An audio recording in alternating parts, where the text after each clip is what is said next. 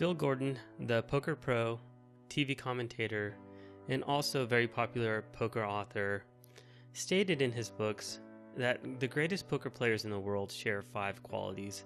So I wanted to take a few minutes and talk about these qualities with you because these are qualities that you should not only understand, but you should also strive towards attaining them as well if you want to be a great poker player. So let's take a look at what he said. So the different qualities are, we'll start with these 3 on this slide. Aggressiveness, patience, and courageous are the first 3. So great poker players are aggressive. Aggressive poker is winning poker. And then on the flip side, passive poker is losing poker.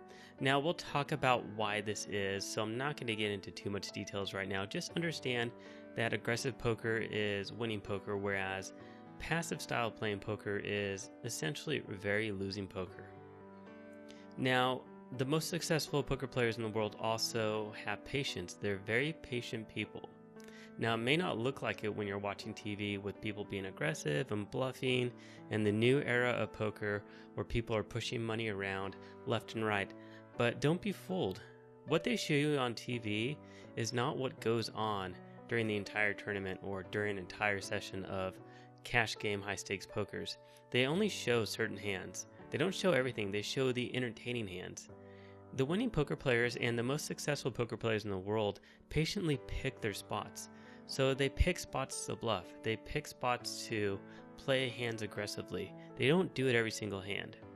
And then on the flip side, we have bad poker players and we have recreational poker players. They watch people do this on TV and they try to emulate them. They don't understand that there is this element of patience in poker where people are sitting for a long time just waiting for the right spot to play aggressive. They don't exhibit these qualities, and then the bad poker players just often lack patience and push money around and play in a lot of pots. And the third trait that we want to talk about on this slide is courageousness. So a successful poker player has to be very courageous. You not only have to be aggressive and patient, but you have to be courageous. You have to be courageous enough to make those really sick bluffs on your opponents. You have to be courageous to make those really thin hero calls. And it all just comes with the game. And you have to be courageous to actually put your money in the middle of the pot. So aggressive poker requires courageousness when we're semi-bluffing or making huge hero calls. So the first 3 traits before we jump to the next slide, again concluding, aggressiveness, patience, and courageousness. And then the last 2 are observant and a drive for greatness. So another thing that you'll notice with really good poker players is that they're very observant. If you look at Daniel Negreanu on TV, he always seems to have this uncanny ability to determine what his opponents have in a hand. And that's because he's an excellent hand reader, because he's very observant when he is watching other players play in a tournament. He doesn't chat with other opponents and not pay attention. Yes, he probably does chat with other opponents, but he's observing what's going on at the table. He's observing how his opponents play. He's observing all sorts of information and trying to absorb that information. And so he stores that in his memory banks, and then when he needs them, he's able to use them when he's playing in big hands.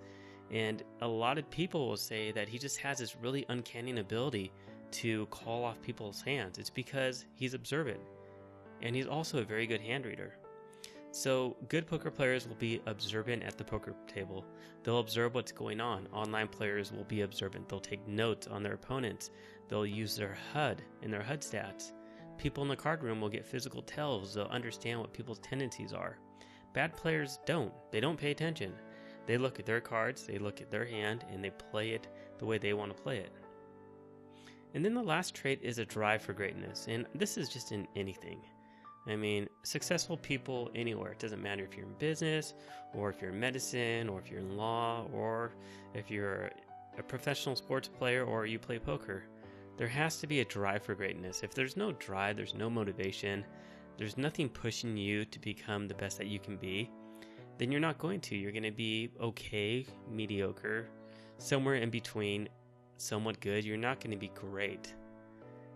So you have to understand that there's always this drive that's pushing the best poker players in the world. I had one student that just emailed and asked for one of my courses on Udemy. And he's taken all my other courses that were published in 2015. And when he started out at 4L, and he emailed me and he says he's all the way up to 200L. So he obviously has a drive for greatness. I mean, the fact that he made it within a year from the micro stakes to 200L is astounding by itself. And so he has a drive for greatness, something pushing him, some sort of passion to reach the next level in the higher stakes. And he's gotten there in a very, very quick manner. So I'm very proud of him for being able to do that. But getting back to the point is that you have to have this drive for greatness. And if you don't have it, if you're not trying to constantly improve yourself in your game, then you're just going to stall out. So those are the 5 traits that Phil Gordon talked about. And I believe he talked about them in his poker book, The Little Green Book. If you haven't read his books, I definitely recommend checking them out because he's a great author. He has great insights into the game, and he has just really good books. I recommend all of his poker books. So for any poker player, whether you've been playing for 20 years, you've been playing for 20 days, check out Phil Gordon's books, and also pay attention to his traits of successful poker players. Remember, aggressiveness, courageousness, patience, observant, and a drive for greatness.